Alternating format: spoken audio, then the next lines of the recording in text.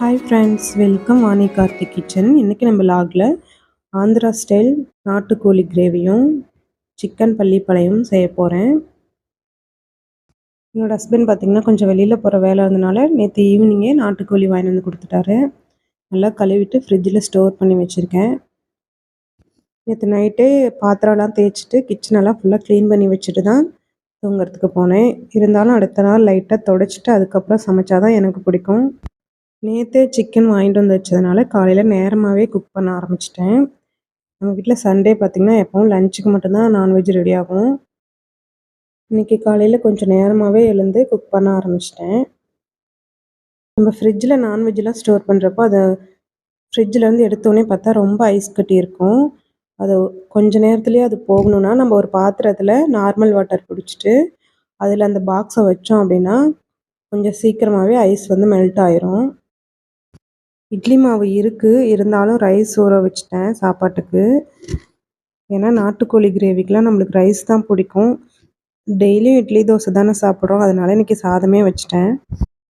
Andhra style chicken கிரேவிக்கு பார்த்திங்கன்னா இஞ்சி பூண்டு பேஸ்ட்டு தேவையே இல்லை. சிக்கன் மசாலா கூட தேவையில்லை. இதெல்லாம் இல்லாமல் வைக்கிறோமே டேஸ்ட்டாக இருக்குமா அப்படின்னு யோசிச்சுட்டே தான் வச்சேன். ஆனால் டேஸ்ட்டு ரொம்ப சூப்பராக இருந்துச்சு. காரம் அதிகம் பிடிக்கும் இல்லைங்களா, அவங்களுக்குலாம் இந்த டேஸ்ட்டு ரொம்ப பிடிக்கும். ட்ரை பண்ணி பாருங்கள். எப்போவுமே பார்த்திங்கன்னா நான் ஃபஸ்ட்டு சாதம் தான் வைப்பேன். சாதம் வச்சுட்டு அதுக்கப்புறம் தான் கிரேவி செய்ய ஆரம்பிப்பேன். எனக்கு அப்படியே பழகிருச்சு. சிக்கனில் இருந்த ஐஸ் எல்லாம் நல்லா மெல்ட் ஆயிடுச்சு. இப்போ ஓப்பன் பண்ணி வச்சிடலாம். கொஞ்சம் நேரம் அப்படியே இருக்கட்டும். அதுக்குள்ளே டீ குடிச்சிட்டு நான் வந்து சிக்கன் பள்ளிப்பாளையத்துக்கு கொஞ்சமாக இஞ்சி பூண்டு பேஸ்ட்டு சேர்ப்பேன். அதுக்காக இஞ்சி பூண்டு வெங்காயம்லாம் உரிச்சிட்டு வந்துடலாம். எல்லாமே க்ளீன் பண்ணிவிட்டு இப்போ கட் பண்ணிக்கலாம். நான் சிக்கன் பள்ளிப்பாளையத்துக்காக சின்ன வெங்காயமும் ஆந்திரா ஸ்டைல் சிக்கன் கிரேவிக்காக பெரிய வெங்காயம் 2ம் உரித்து வச்சுருக்கேன்.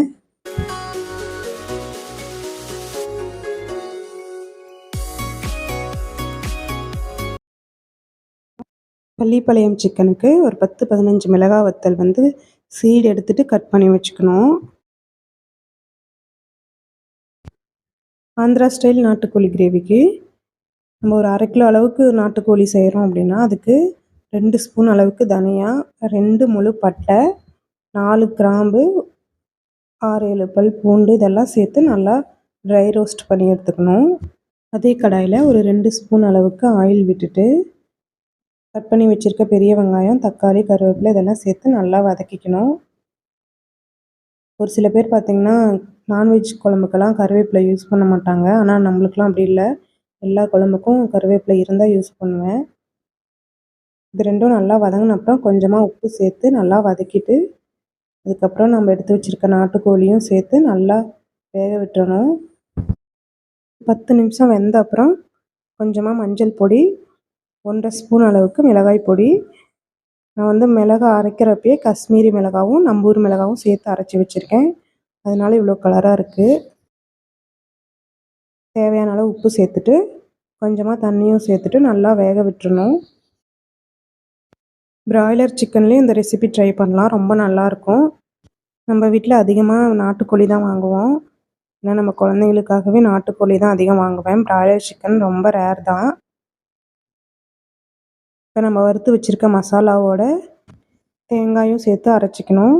ஃபஸ்ட்டு இந்த மசாலாவை ஒரு 2 பல்ஸ் விட்டுட்டு அதுக்கப்புறம் கட் பண்ணி வச்சுருக்க தேங்காய் சேர்த்து அரைச்சி எடுத்துக்கலாம். இந்த மாதிரி தான் இருக்கும். ரொம்ப ஃபைன் பேஸ்ட்டாக இல்லாமல் இந்த மாதிரி தான் இருக்கணும். இன்னும் ஒரு 10 நிமிஷம் சிக்கன் வேகணும். அதை தூக்கி அந்த ஸ்டவ்வில் வச்சுட்டேன். இப்போ சிக்கன் பள்ளிப்பாளையத்துக்கு ரெடி பண்ணிடலாம். சிக்கன் பள்ளிப்பாளையத்துக்கு வந்து நான் நல்லெண்ணெய் தான் எடுத்திருக்கேன். நல்லெண்ணெய் 2 ஸ்பூன் விட்டுட்டு சின்ன வெங்காயம், இஞ்சி பூண்டு பேஸ்ட், கட் பண்ணி வச்சுருக்க மிளகாய் எல்லாம் சேர்த்து நல்லா வதக்கி விட்டு சமைச்சிட்டே இருக்கிறப்ப பார்த்திங்கன்னா ரொம்ப சத்தம் கேட்டுச்சு. என்னடான்னு வெளியில் வந்து பார்த்தா காலையிலேயே ரொம்ப மழை வர ஆரம்பிச்சிருச்சு. இப்போ சிக்கன் ஓரளவுக்கு வெந்துருச்சு. அது கூட கொஞ்சமாக மஞ்சள் பொடி, கொஞ்சமாக நான் சிக்கன் மசாலா சேர்த்துருக்கேன். இந்த வீடியோ வந்து பார்த்திங்கன்னா கொஞ்சம் நல்லா கவர் ஆகல, மேலே வச்சதுனால நல்லா தெரியலன்னு நினைக்கிறேன். இருந்தாலும் கொஞ்சம் அட்ஜஸ்ட் பண்ணிக்கோங்க. அடுத்த வீடியோ நல்லா எடுத்துடுறேன். சிக்கன் பள்ளிப்பாளையத்துக்கு நம்ம தேங்காய் வந்து சின்ன சின்ன பீஸாக கட் பண்ணி நல்லா நெய்யில் வறுத்துட்டு அதுக்கப்புறம் தான் சேர்ப்பேன். அப்போ தான் டேஸ்ட்டாக இருக்கும். இப்போ Andhra style chicken gravy ready ஆகிடுச்சு. நம்ம அரைச்சி வச்சுருக்க மசாலா சேர்த்துடலாம். என்கிட்ட மல்லி, புதினா எதுவுமே இல்ல. இருந்தா நீங்க சேர்த்துக்கோங்க. Andhra style chicken gravy ready. இப்போ பள்ளிப்பாளையம் சிக்கனுக்கு 2 ஸ்பூன் நெய்யில நல்லா ஒரு கை அளவுக்கு தேங்காய் கட் பண்ணி வச்சுருக்கேன். நல்லா இது கோல்டன் ப்ரௌனாக வர வரைக்கும் வறுத்துக்கணும்.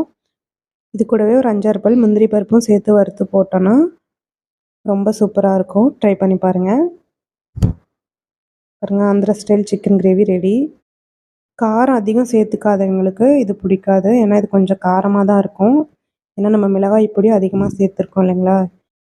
இது ரொம்ப ட்ரையாகவும் விட்டு எடுக்கலாம். ஆனால் நான் இதுவே போதும் சாப்பாட்டுக்கு வேணுங்கிறதுனால இந்த ஸ்டேஜ்லேயே ஸ்டவ் ஆஃப் பண்ணிட்டேன். இப்போ பள்ளிப்பாளையம் சிக்கனும் ரெடி ஆயிடுச்சு. நீ சாப்பிட்றலாம். எல்லாத்துக்கும் ஹாப்பி சண்டே ஃப்ரெண்ட்ஸ். என்னோட லாக் பார்த்திங்கன்னா ஒரு புது ரெசிபியோடு தான் நான் போட்டுட்ருக்கேன். இதே மாதிரி நிறைய ரெசிபி வீடியோஸ் வேணும்னா என்னோடய லாகை கண்டினியூஸாக பாருங்கள். மறக்காமல் பெல் சிம்பிளை கிளிக் பண்ணி வச்சுக்கோங்க. அப்போ தான் நான் போடுற எல்லா வீடியோஸும் உங்களுக்கு கண்டினியூஸாக வரும். ஓகே ஃப்ரெண்ட்ஸ், சாப்பிட்டுட்டு அதுக்கப்புறமா வீடியோ கண்டினியூ பண்ணுறேன். ஆந்திரா ஸ்டைல் சிக்கன் கிரேவி பார்த்திங்கன்னா அது கலர் பார்த்தாலே உங்களுக்கு தெரியும். காரம் கொஞ்சம் அதிகமாக தான் இருந்துச்சு. ஆனால் டேஸ்ட் வைஸ் பார்த்திங்கன்னா ரொம்ப சூப்பராக இருந்துச்சு. எப்போவுமே நம்ம ஒரே மாதிரி குழம்பு வைக்காமல் இந்த மாதிரி டிஃப்ரெண்ட்டாக ட்ரை பண்ணோன்னா ரொம்ப நல்லாயிருக்கும்.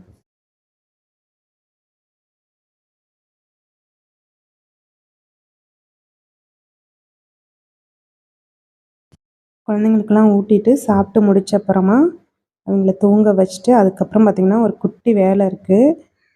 நம்ம குட்டி கார்டனில் கொஞ்சம் செடிலாம் வைக்க வேண்டியிருக்கு. நான் பார்த்திங்கன்னா ஒரு 5, 6 செடி வச்சுருக்கேன். திருநீற்று பச்சிலை செடி வச்சுருக்கேன். அது கொஞ்சம் வாடிருச்சு. அதனால் அது கொஞ்சம் மாற்றணும். அதை எடுத்துட்டு நம்ம புது சீட் போட்டோன்னா அது முளைச்சி வந்துடும். ஏன்னா இந்த இலை பார்த்திங்கன்னா நாங்கள் டெய்லியுமே சாப்பிடுவோம். குழந்தைங்களுக்கும் கொடுப்போம், அவங்களும் சாப்பிடுவாங்க. அது சாப்பிட்டா ரொம்ப ரொம்ப நல்லது ஃப்ரெண்ட்ஸ். சளி பிடிக்காமல் இருக்கும். நான் ஒரு 4 செடி வச்சுருக்கேன். திருநீற்று பச்சிலை, ஹைப்ரிட் செம்பருத்தி, மணி பிளான்ட்டு, அப்புறம் வெற்றிலை கொடி. மணி பிளான்ட் இருந்ததில் பார்த்திங்கன்னா ஃபஸ்ட்டு கற்பூரவள்ளி தான் வச்சுருந்தேன். அது யூஸ் பண்ணி வாடிட்டதுனால இப்போ மணி பிளான்ட் வச்சுருக்கேன். வெத்தலை கொடி இதுக்கு மேலே வளர விடுறதே இல்லை. ஏன்னா அடிக்கடி யூஸ் பண்ணிடுவேன். சாதம் செய்வேன், இல்லைன்னா கஷாயம் வைப்பேன், அதுக்காக யூஸ் பண்ணிடுவேன். இந்த செடியை எடுக்கிறதுக்கு கொஞ்சம் கஷ்டமாக தான் இருந்துச்சு. இருந்தாலும் புது செடி போட்டுடலான்னு சொல்லிட்டு தான் எடுத்துட்டேன்.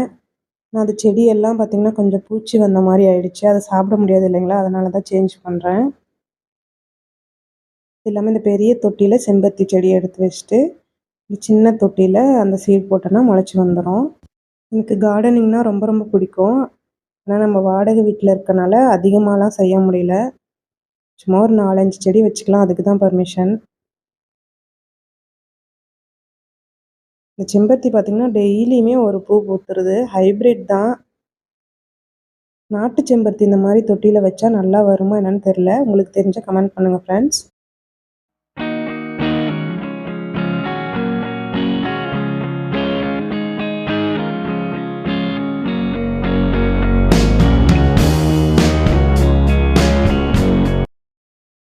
இது 2லேயுமே ஃபஸ்ட்டு பார்த்திங்கன்னா சர்ச் பிளான்ட் தான் வச்சுருந்தேன். கிச்சனில் வச்சுருந்தேன். ஆனால் அது வாடிருச்சு. அதனால் அதை எடுத்துட்டு மணி பிளான்ட் வச்சிடலான்னு சொல்லிட்டு மணி பிளான்ட் வச்சேன். திருநீற்று பச்சிலை செடியிலேருந்தே விதை எடுத்து போட்டேன். சூப்பராக வந்துடும். நான் முளைச்சி வந்ததுக்கப்புறம் உங்களுக்கு காமிக்கிறேன்.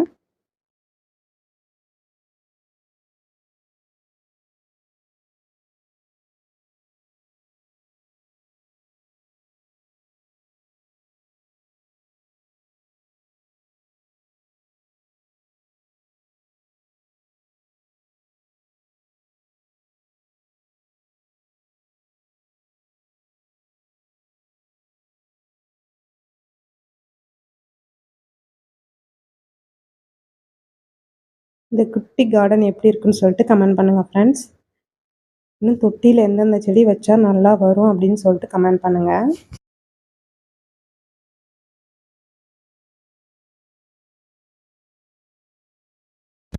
அவ்வளோதான் ஃப்ரெண்ட்ஸ், வேலை முடிஞ்சுது.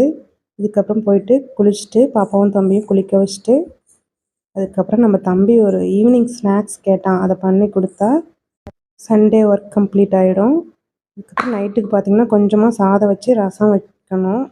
என்னோடய பையனுக்கு பார்த்திங்கன்னா பள்ளிப்பாளையம் சிக்கனோட டேஸ்ட்டு ரொம்ப பிடிச்சிருச்சு.